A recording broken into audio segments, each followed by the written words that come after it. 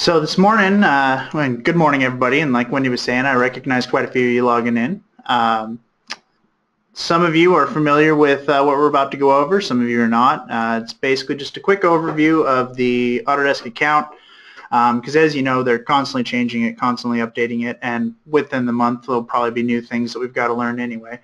But it's frequent enough that people are calling in and they need help setting up users, accessing their products, finding out where the downloads are, all that good stuff. So today we're going to go over a good portion of that and make sure that all of you are in the know and can get the products that you need and assign it to the users that need them and make sure everything's hunky-dory. So without further ado, we're going to get into navigating your Autodesk account.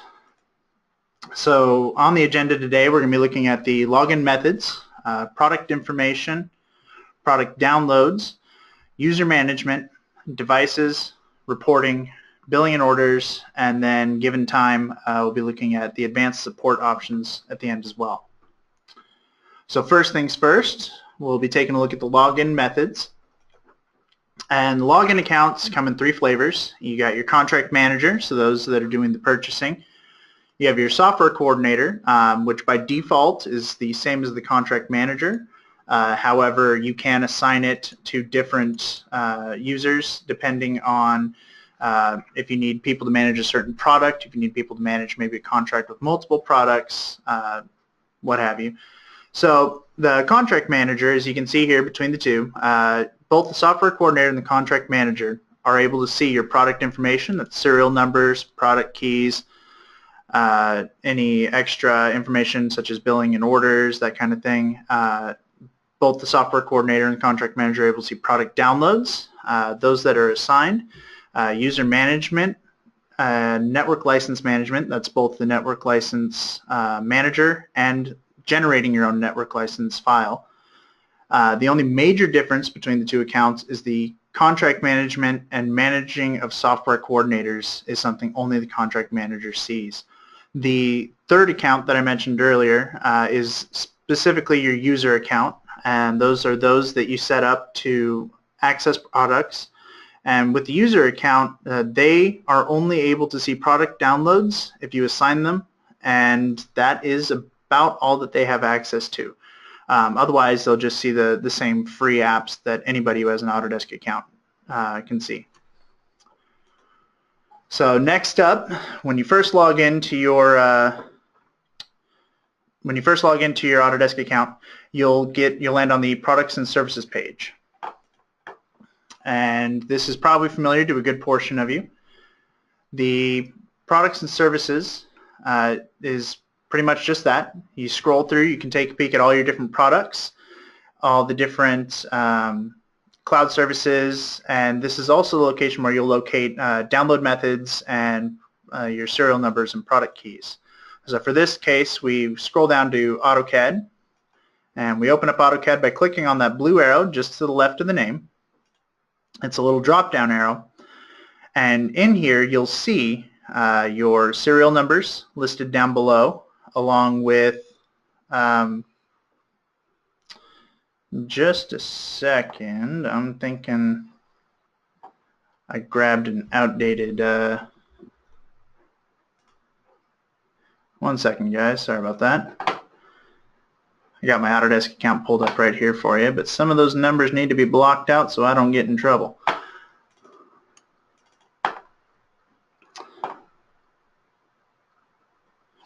Okay.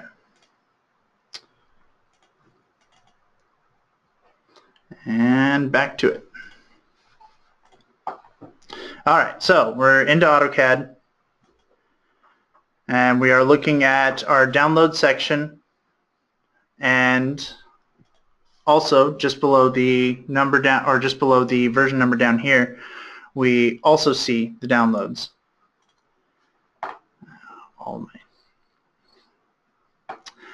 Anyhow, once you get into the download pane, you will see three tabs across the top. You have downloads, serial numbers, and updates and add-ons. When you click on the serial numbers, it'll take you over to your listed versions along with the serial number and product keys that are available, and then the seat count that is available for the product. Another thing to note, especially if you've purchased a new seat, generally you will see 2017 and 2016 will already have a serial number. Down below it, you'll see that Get Serial Number is listed. Clicking on that Get Serial Number hyperlink is going to generate a serial number and product key for that product, and that's how you get that item. The serial number is supposed to be the exact same as the 2017, just maintaining that current subscription period, which is current year plus 3 back. And then the product key should be the only thing that changes. Next up, we'll look at product downloads, and specifically where to find the downloads and all the different download methods, such as your browser download for deployments. When you're inside that AutoCAD pane, once again, we go over to our downloads section, and we take a look. We have right here, we have AutoCAD and then AutoCAD for Mac, and then just to the right, you see that big blue button that says Install Now. If you click that View All underneath it, you may or may not have this option. Just below it, though, you should be able to find your Install Now, your Download Now, or your browser download methods.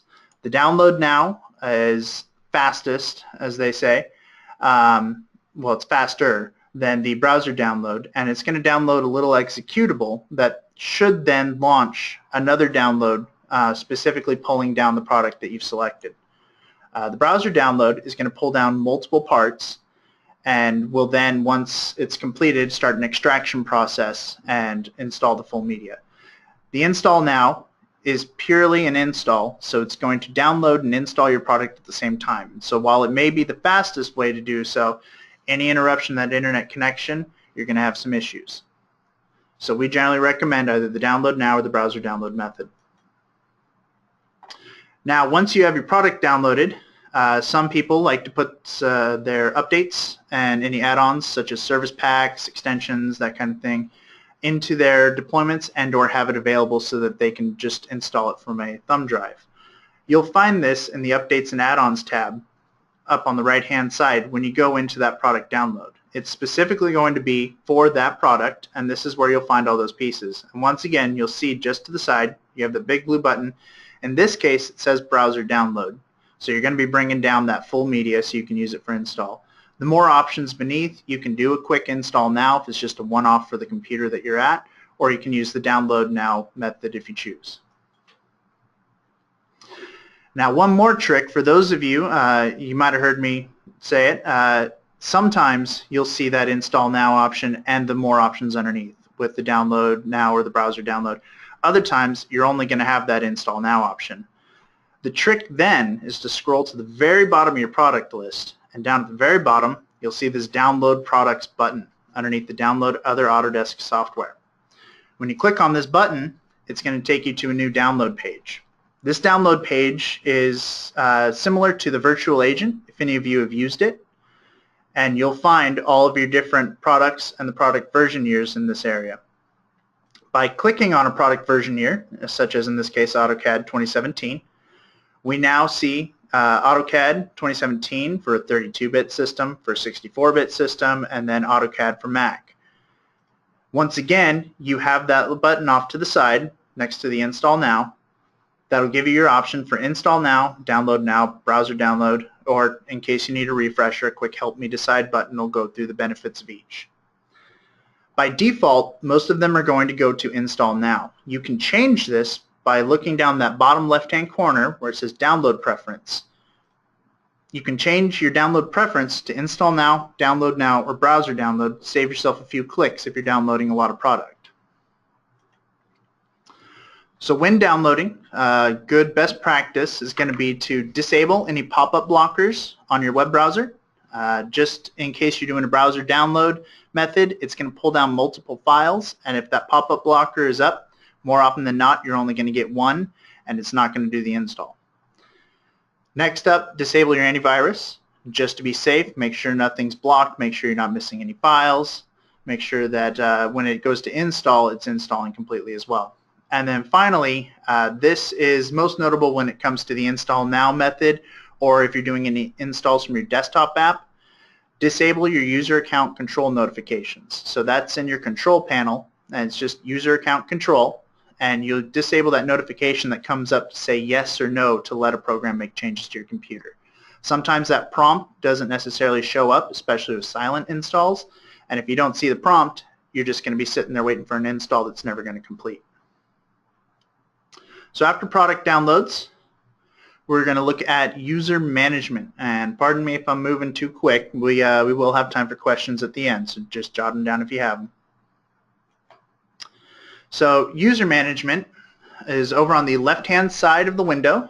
When you log in, you have your products and services, reporting devices, and then the silhouette of two little people, and it'll say user management when you hover over it. By clicking here, you will come to a new screen and it will list any users that are already assigned to your account. By default, your contract manager, or yourself if you are the contract manager, will show up here. Any products that require named users will automatically have a seat assigned to the contract manager at this point. So you'll need to make sure, if you're not going to be using that product, to go in there and unassign that product. And we'll go through how to do that here in just a second. So once you're in the management page, say you want to add a new user, we're going to go ahead and click on the Add button up here on the left, and it'll bring up this little window. It's going to ask for email, first name, and last name. Now, a quick little precursor to this: if your users already have an Autodesk account using their work email, you can sync up that email by simply entering it here. It should sync up that account without any issue. If you do have any issue, you can let us know, and we can contact Autodesk to get that all put back together correctly. But in the case that a new user does not have an Autodesk account, there's a quick little process you need to go through to make sure they can access. So first off, we'll put in email. Then we'll put in our first name, our last name, and then down at the bottom here, we'll make sure that this little check field is selected. It says, I'd like to add access to the users now. This will prompt the following window to come up when you hit Save and Continue here at the bottom. Once you hit Save and Continue, that user is created, and now you're into the products and benefits and products and services assignment. From here, you can assign product downloads up at the top, and that will allow users to download the products that they are assigned. So when they log into their Autodesk account, they'll be able to see these products and be able to pull them down on their own. The next section that we'll look at is the products updates and support. In here, you can assign whether or not users will be able to download updates that are specific for the products they're assigned as well. This is most notably through the desktop app. You'll see when they sign in without user access for those product updates, they're only going to see generic updates, versus when you assign product updates here, they're going to see any subscription updates that are coming out. That you will see them in your account, but the users may not see it necessarily on their side. Next up, we'll look at a product. You got 3ds Max down below. We open it up, and you immediately see the services that are available with it. By clicking Assign over on the right-hand side, the big check mark over here, that assigns them access to the product. Clicking the drop-down is services that are assigned with the product. You can allow or disallow people to do any rendering. In this case, not many of us are going to be using 3ds Max for character generator, but character generator, photo to 3D, and then storage. This rendering is specifically for cloud credits, and we'll look at where you monitor those in just a second. Other features, such as collaboration for Revit, for those of you that are using some of the BIM services. When you come down here, you'll notice you can assign users a collaboration for Revit seat. Once those users are assigned, they then have access to the collaboration for Revit. Down below, inside their services, and this is a good thing to check, if you give them access to Autodesk BIM 360 Team, it's not necessary to give them access to the team. Once they have that collaboration for Revit, they should be able to access the projects without any issue. This just allows them to get into the BIM 360, and this can escalate a lot of different trial sites on accident. We've had that happen with a few customers, having their users sign in to just the generic Autodesk A360, and it creates a new trial site each and every time a new user logs in. So that's something to be aware of. They don't necessarily need access to BIM 360 Team. They just need access to that collaboration for Revit. And that's an aside. So next up, once you've added that user, the user, whether they have an Autodesk account or not, will receive an email that looks very similar to this. Simply gives the user ID, and I've blocked it out here, but it should provide the ID that you've given them, usually their email. Down below it says Access Autodesk Account, and here's where that little process comes into play. If they already have an account, they should be able to just log in normally, and that product should show up in their account.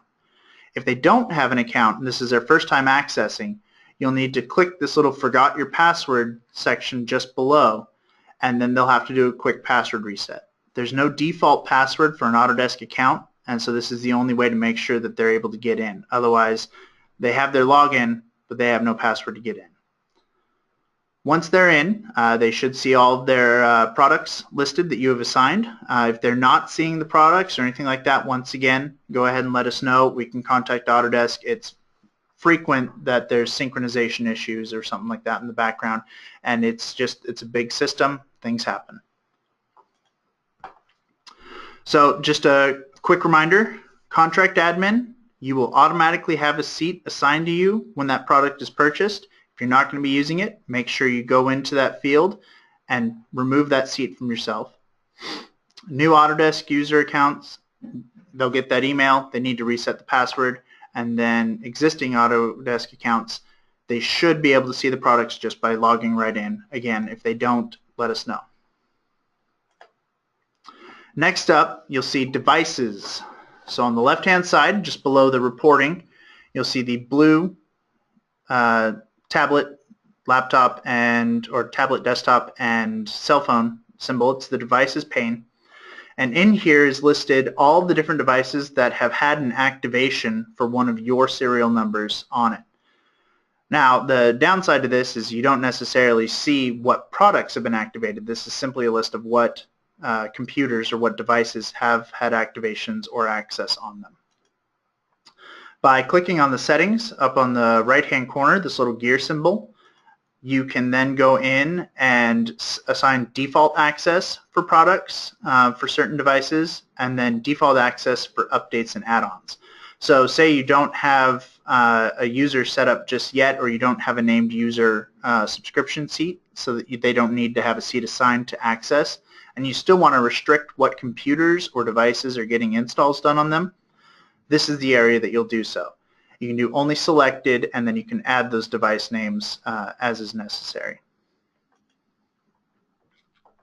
Another place you can find that device list is back on your products and services page.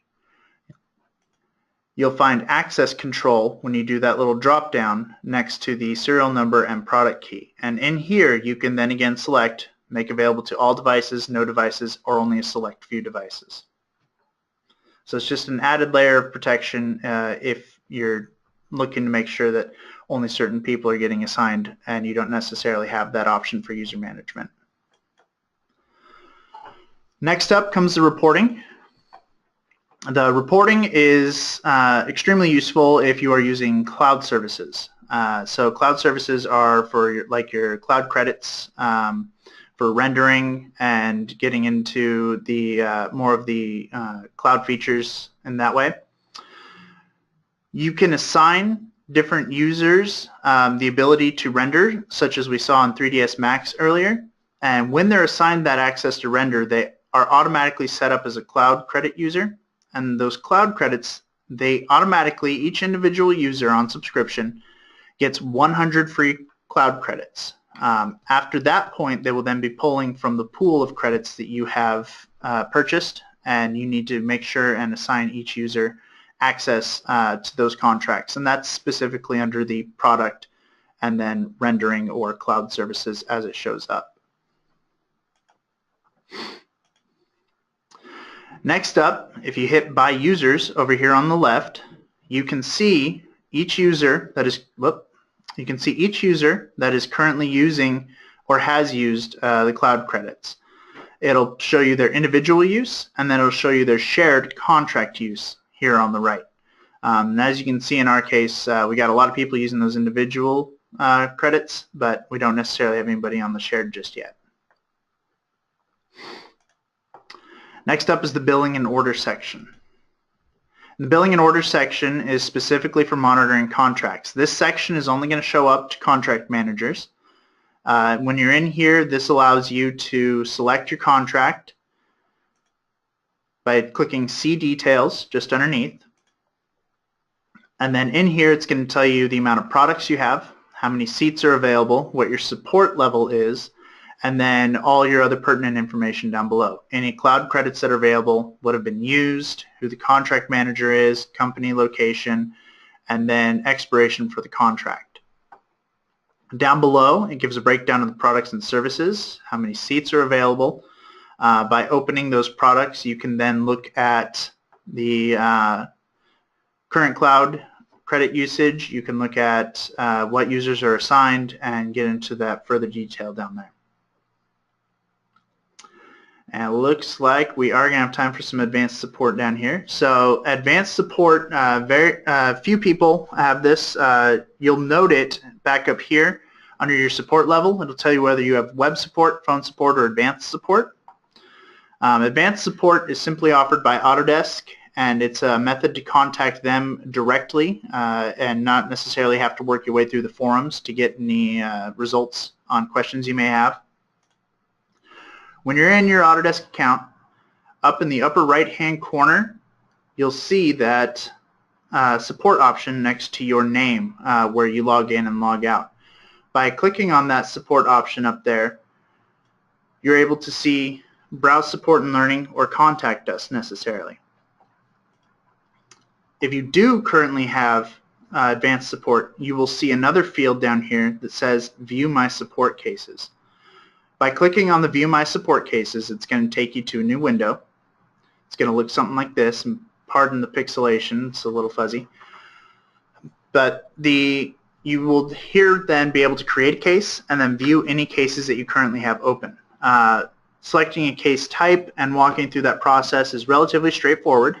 But the big thing that you'll notice is off to the right here, if you have phone support, this is where you find that phone support information. This is a question a lot of people with advanced support have.